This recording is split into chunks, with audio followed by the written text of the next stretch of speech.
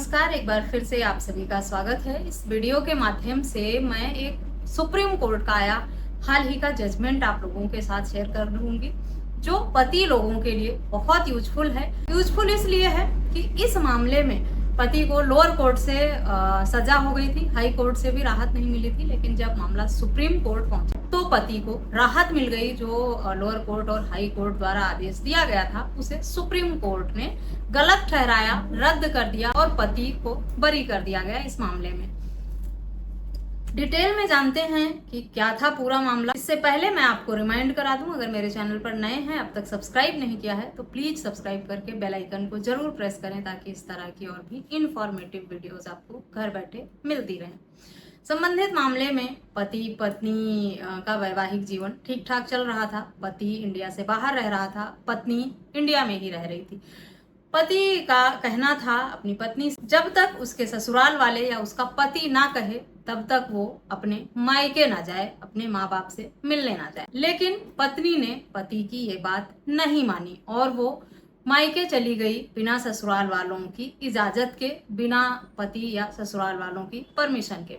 उसके बाद जब पत्नी मायके चली गई तो पति को बहुत गुस्सा आया। उसने अपनी नाराजगी जताई और 13 दिनों तक अपनी पत्नी से बात नहीं किया। पत्नी को लगा कि उसका रिश्ता खत्म हो गया है उसकी इस गलती की वजह से, और अब उसका पति उसे कभी माफ नहीं करेगा, उसे छोड़ देगा। और इसी सदमे में आकर या इस तरह के मानसिक दबाव में आकर पत्नी ने आत्महत्या कर ली। जिसके बाद लड़की के पक्ष वालों ने ससुराल वालों के खिलाफ मामला दर्ज कराया कि पति ने जो इस तरह से प्रताड़ना दी है पत्नी को। 498A में मामला दर्ज कराया गया कि उसके साथ क्रूरता हुई है, प्रताड़ना हुई है। हैरानी की बात यह है कि ट्रायल कोर्ट से पति को सजा भी हो गई प्रताड़ना के मामले में। कोर्ट ने इस तरह के कृत्य को प्रताड़ना माना कि अगर पति पत्नी से बात नहीं करता है 13 दिनों तक लगातार, तो ये भी एक तरह से क्रूरता ही है। अब तक आपने सुना होगा कोर्ट के फैसलों में कि पत्नी को ताने देना, दहेज की मांग करना, उस पर ऐसे शब्दों का प्रयोग करना जिससे उसे मानसिक आघात पहुंचे, उसे पीड़ा पहुंचे, वो सब क्रूरता की श्रेणी में आता था। लेकिन पति का कुछ ना बोलना, चुपचाप रहना और पत्नी से संपर्क खत्म कर लेना भी क्रूरता है, ये इस जजमेंट के द्वारा बताया गया। इस मामले में लोअर कोर्ट से तो राहत पति को मिली नहीं थी, हाई कोर्ट गया मामला, हाई कोर्ट से भी राहत नहीं मिली। जो लोअर कोर्ट का फैसला था उसे हाई कोर्ट ने भी बरकरार रखा, मद्रास हाई कोर्ट का। कोयम्बटूर के ट्रायल कोर्ट से पति को सजा का आदेश दिया गया था। मद्रास हाई कोर्ट ने भी इस मामले में सजा बरकरार रखी। सुप्रीम कोर्ट जब मामला गया तब कोर्ट ने सारे फैक्ट और तथ्यों को देखते हुए ये कहा कि वैवाहिक जीवन जो होता है उसमें सिर्फ बातचीत और प्यार और आपसी संबंध से ही रिश्ते की बुनियाद नहीं टिकी होती है। उसमें नोक झोंक होते हैं, लड़ाई झगड़े भी होते हैं, बात विवाद भी होते हैं, और इस तरह से टेम्परेरी बात ना करना भी रिलेशनशिप का एक हिस्सा ही है। हम ये नहीं मान सकते कि हमेशा किसी रिलेशनशिप में प्यार और खुशियां ही शामिल हों। गुस्सा और नाराजगी भी किसी रिश्ते में शामिल होना उस रिश्ते का अहम पार्ट माना जाता है, जो कि इस मामले में भी रहा। और इस तरह से पति का कुछ दिनों तक बात ना करना पत्नी से, हम ये नहीं कह सकते कि उसे पत्नी को मजबूर किया आत्महत्या करने के लिए या इतनी मानसिक पीड़ा पहुंची, क्योंकि पति द्वारा कुछ कहा नहीं गया था। उसने अपना गुस्सा व्यक्त करने के लिए, नाराजगी व्यक्त करने के लिए पत्नी से बात करना बंद किया था कुछ समय के लिए। वो भी सिर्फ 13 दिन ही बीते थे, कोई बहुत लंबा समय नहीं हो गया था। ना ही पति की तरफ से कोई अपशब्द कहा गया था, ना कुछ उसे ताना दिया गया था, ना पति ने ऐसा कहा था कि उसने रिलेशनशिप खत्म कर लिया। उसने अपनी नाराजगी दिखाई, बात नहीं किया।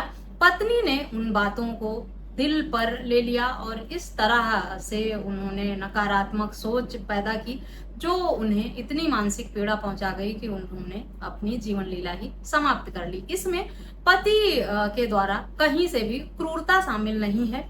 कोर्ट ने कहा कि हर वैवाहिक विवाद जो है, लड़ाई झगड़ा जो है, उसे हम क्रिमिनल रूप नहीं दे सकते हैं। इस मामले में पति ने ऐसा कोई कृत्य नहीं किया था जिसे हम क्रूरता में शामिल करें और पति को उसके लिए सजा दी जाए, जबकि लोअर कोर्ट और हाई कोर्ट ने पति को गुनहगार मानते हुए सजा दे दिया था।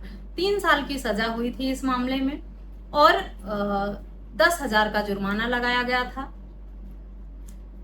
अगर पति 10,000 का जुर्माना नहीं देता है तो उसे 6 महीने की अतिरिक्त जो है कारावास की सजा का प्रावधान इस आदेश में किया गया। लेकिन पति को इस मामले में राहत पाने में बहुत लंबा समय लगा। 26 नवंबर 2018 में पति को ट्रायल कोर्ट से सजा दी गई थी। 9 जनवरी 2023 में पति को हाई कोर्ट ने जो आदेश दिया सजा बरकरार रखने का वो हुआ।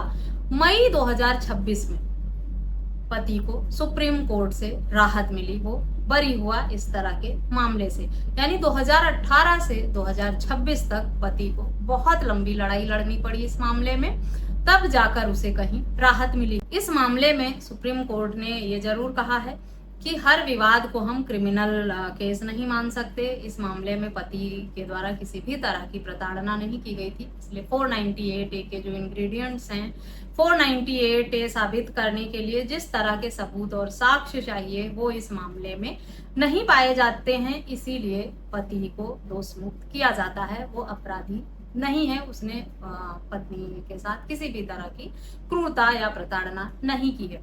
लेकिन इसका मतलब ये नहीं है कि हर मामले में पति को राहत ही मिलेगी, पति बरी ही होगा अगर उसे लोअर कोर्ट से सजा मिलती है। इस मामले के फैक्ट कुछ ऐसे थे जिसमें कोर्ट को ये लगा कि पति ने सिर्फ जो नाराजगी दिखाई थी वो उस वैवाहिक जीवन का, उनके पति पत्नी के रिश्ते का एक अहम हिस्सा था, जो एक आम रिलेशनशिप में भी होता है कि हमें किसी की कोई बात बुरी लगती है, गुस्सा होते हैं, हम नाराज होते हैं तो हम अपना गुस्सा जाहिर करते हैं, या तो अपशब्द बोलकर या लड़कर, झगड़ा करके या खामोशी दिखाकर। इस मामले में पति ने खामोशी चुना था, उसने कुछ बोला नहीं था, जिस बात को पत्नी ने बहुत ही नकारात्मक तरीके से लिया और उनके मन पर, उनके दिमाग पर बहुत गहरा असर पड़ा, बुरा असर पड़ा इसका, और वो इसी बात को सोच सोच कर आत्महत्या करने तक पहुंच गई।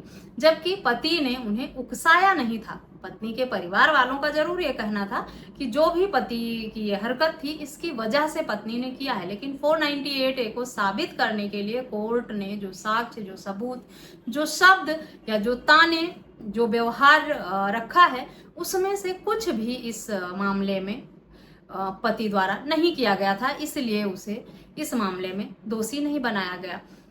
सावधान रहें, अपने हक अधिकारों को समझें कि सिर्फ इस मामले में पति बेकसूर होते हुए भी कुछ समय के लिए उसे दोषी भी बनाया गया, सजा भी मिली, लेकिन बाद में उसे राहत मिली इतनी लंबी लड़ाई लड़ने के बाद। तो अगर आपको लगता है कि सिर्फ पत्नी को ताने देना, परेशान करना या लड़ाई झगड़ा करना ही प्रताड़ना है तो सावधान हो जाएं। कोर्ट के इस तरह के जजमेंट भी आते हैं कि पति की चुप्पी को प्रताड़ना मान लिया जाता है, क्रूरता मान लिया जाता है और उसके लिए भी कोर्ट सजा दे सकती है, जैसा कि इस मामले में हुआ था।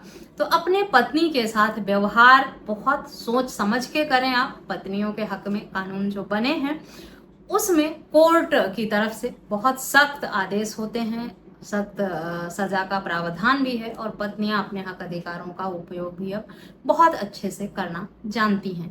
आशा करती हूँ ये जजमेंट आप लोगों के लिए यूजफुल होगा। जजमेंट अच्छा लगा है, वीडियो अच्छी लगी है तो मुझे कमेंट करके जरूर बताएं और लोगों के साथ शेयर करें। किसी अन्य टॉपिक पर अगर आप वीडियो चाहते हैं या जानकारी चाहते हैं तो मुझे कमेंट करके या व्हाट्सएप करके बता सकते हैं आप। जजमेंट की डिटेल आपको वीडियो के डिस्क्रिप्शन बॉक्स से मिल जाएगी। जजमेंट का नाम आपको स्क्रीन पर लिखा हुआ मिल जाएगा। इस वीडियो में बस इतना ही, मिलते हैं नेक्स्ट वीडियो में, तब तक के लिए थैंक यू।